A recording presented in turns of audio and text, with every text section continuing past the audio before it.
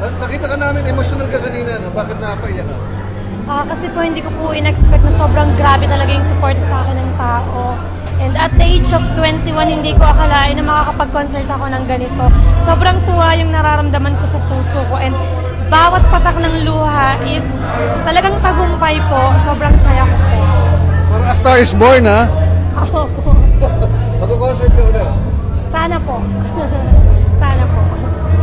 Konting balik tanaw lang sa challenges na pinagdaanan mo bago ka makarating dito sa Araneta. Sobrang hirap po ng pinagdaanan ko noon kasi lumaki po ako ng walang magulang. Tapos lumaki po ako na binubuli kasi nga po GRO yung nanay ko.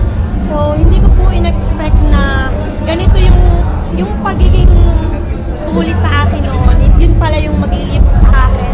Para po mas pagigihin ko at matupad ko lahat ng pangarap ko. Nabuntis ako ng age of 16. So sobrang hirap ng pinagdaanan ko. Hindi po naging ganun kadali. Lahat ng puyata ng hirap pinagdaanan ko. Naranasan ko po mag-deliver ng mga sabon nang nakamotor na ako yung nagda-drive. So lahat yan pinagdaanan ko na, and siguro kung may kakaharapin man po akong challenges pa sa takdang panahon, sana po ganito po yung pagtanggap ko, kaya po lahat. Yung buhay mo daw ata, isa sa drama. Ano pa? Isa sa drama ata.